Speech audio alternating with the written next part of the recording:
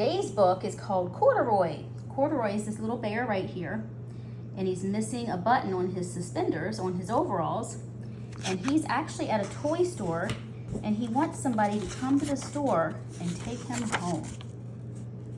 Corduroy is a bear who once lived in the toy department of a big store. Day after day, he waited with all the other animals and dolls for somebody to come along and take him home.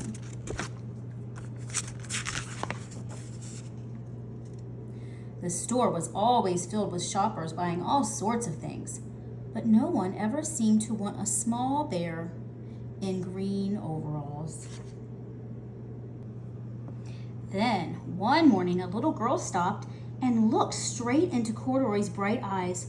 "Oh, Mommy," she said, "look, there's the very bear I've always wanted." "Not today, dear," her mother sighed. "I've spent too much already. Besides, he doesn't look new. He's lost the button to one of his shoulder straps." Aw, so the little girl wants to take Corduroy home, but her mommy said no. Corduroy watched them sadly as they walked away. Look, he's sad, and so's the little girl. "I didn't know I'd lost a button," he said to himself. "Tonight I'll go and see if I can find it." Late that evening, when all the shoppers had gone and the doors were shut and locked, Corduroy climbed carefully down from his shelf and began searching everywhere on the floor for his lost button. Suddenly, he felt the floor moving under him. Quite by accident, he had stepped onto an escalator, and up he went. Could this be a mountain? He wondered. "I think I've always wanted to climb a mountain." He stepped off the escalator as it reached the next floor, and there, before his eyes, was a most amazing sight. Oh, let's look. Look at all the beds that he sees. Tables and chairs and lamps and sofas and rows of beds. "This must be a palace," Corduroy gasped. "I guess I've always wanted to live in a palace."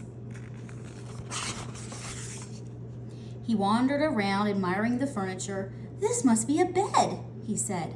"I've always wanted to sleep in a bed." And up he crawled onto a large, thick mattress. All at once, he saw something small and round. "Why, here's my button!" he cried, and he tried to pick it up. But, like all the other buttons on the mattress, it was tied down tight. Look, he thinks that part of the mattress is what's missing from his pants. He yanked and pulled with both paws until pop! Off came the button, and off the mattress, Corduroy toppled. He fell because he pulled it so hard. Uh-oh, look.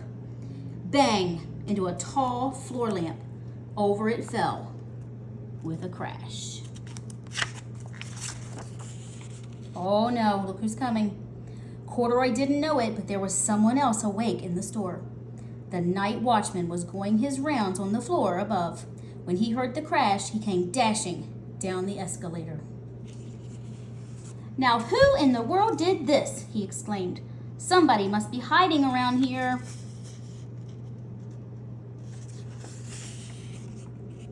Oh, look.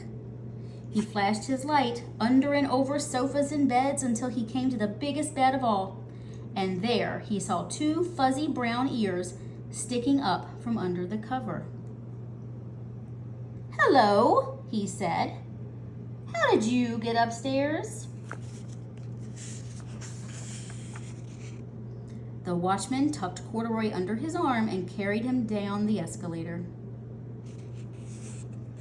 and set him on the shelf in the toy department with all the other animals and dolls again. Corduroy was just waking up when the first customers came into the store in the morning, and there, looking at him with a wide, warm smile, was the same little girl he'd seen the day before. "I'm Lisa," she said, and you're going to be my very own bear. Last night I counted what I saved in my piggy bank, and my mother said I could bring you home. Aw, she came back to buy Corduroy. There she is. Shall I put him in a box for you? The sales lady asked. Oh, no, thank you, Lisa answered, and she carried Corduroy home in her arms. She ran all the way up 4 flights of stairs into her family's apartment and straight into her own room. Corduroy blinked. There was a chair and a chest of drawers, and alongside a girl-sized bed stood a little bed just the right size for him. The room was small, nothing like that enormous palace in the department store. This must be home, he said. I know. I've always wanted a home. There's his own little bed. Lisa sat down with Corduroy on her lap and began to sew a button on his overalls. I like you the way you are, she said, but you'll be more comfortable with your shoulder strap fastened. So she's fixing a button for him. You must be a friend, said Corduroy. I've always wanted a friend. Me too, said Lisa, and gave him a big hug. The end.